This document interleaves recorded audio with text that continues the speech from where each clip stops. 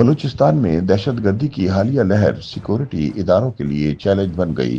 تازہ پیشرفت کے مطابق بلوچستان کے تعلیم یافتہ افراد بھی بیرونی امداد پر پاکستان کے خلاف برسر پیکار BLA جیسے دہشت گرد ٹولے کے ہم نوا بننے لگے۔ بلوچستان کے ایک پروفیسر ڈاکٹر عثمان قاضی کے دہشت گردانہ کارروائیوں کے اعتراف نے قانون نافذ کرنے والے اداروں کے لیے خطرے کی گھنٹی بجا دی ہے۔ مبصرین کے مطابق جب کسی بھی معاشرے کے استاد یا اعلیٰ تعلیم یافتہ افراد قوم کا مستقبل سنوارنے کی بجائے ریاست مخالف سرگرمیوں کی طرف مائل ہونے لگے تو یہ محض انفرادی کمزوری نہیں بلکہ ریاستی پالیسیوں، تعلیمی اداروں کی ناکامی اور سماجی ناانصافیوں کا منہ بولتا ثبوت ہے۔ ناقدین کے مطابق بلوچستان کے پروفیسر کی گرفتاری سے یہ بات ثابت ہوتی ہے کہ پہاڑوں اور غاروں میں چھپے ہوئے دہشت گرد ہمارے تعلیمی اداروں تک پہنچنے میں کامیاب ہو گئے ہیں۔ اگر اب بھی ہوش کے ناخن نہ لیے گئے تو مزید کچھ عرصے تک صوبے کو انتشار اور بد امنی سے بچانا ناممکن ہو جائے گا۔ پروفیسر اور لیکچررز جب دہشت گردی کے بیانی کے سہولت کار بن جائیں تو سوال صرف فرد پر نہیں بلکہ پورے نظام پر اٹھتا ہے کہ آخر ایک استاد دہشت گردوں کا سہولت کار کیسے بنا۔ خیال رہے کہ لیکچرر عثمان قاضی کو 12 اگست کو لوئر کاریز کوئٹہ سے انسداد دہشت گردی کے ادارے CTD نے گرفتار کیا تھا۔ بعد ازاں وزیر اعلیٰ سرفراز بگٹی نے ایک پریس کانفرنس میں دعویٰ کیا تھا کہ ڈاکٹر عثمان BLA کی طرف سے 14 اگست کو ایک مبینہ دہشت گردی کی منصوبہ بندی میں بطور سہولت کار شامل تھے، جس کے نتیجے میں ابھی نے باقاعدہ گرفتار کر لیا گیا ہے۔ اسی پریس کانفرنس میں ڈاکٹر عثمان قاضی کا ویڈیو بیان بھی چلایا گیا تھا جس میں انہوں نے اپنا تعارف بطور پروفیسر کروایا اور بتایا کہ ان سے ایک شخص نے ملاقات کر کے 14 اگست کے دن دہشت گردی کا پلان بنایا تھا۔ واضح رہے کہ ڈاکٹر عثمان قاضی کا تعلق ضلع کیچ تحصیل تربت کے علاقے ناصر آباد سے ہے۔ ان کے والد قاضی سعید بلوچی زبان کے ایک معروف شاعر رہے ہیں۔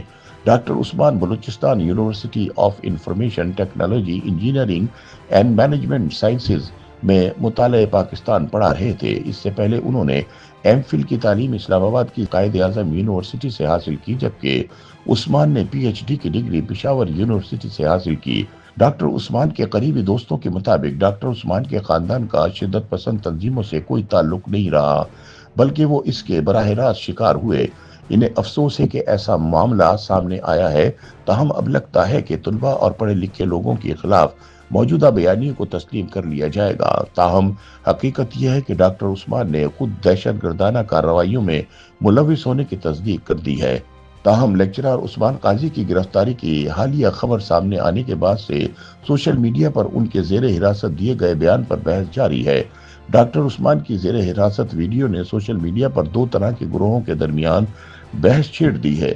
ایک گروپ وہ ہے جو اس بیانیے کو اجاگر کرنے کی کوشش کر رہا ہے کہ تمام تر بلوچ مسنگ پرسنز مبینہ طور پر دہشت گرد ہیں، اور دوسرا گروپ وہ ہے جو اس کیس میں عدالتی فیصلے کا انتظار کرنے کی تلقین کر رہا ہے۔ ایڈوکیٹ جلیلہ حیدر کے مطابق عدالت کے باہر یہ تمام تر بحث بے معنی ہے۔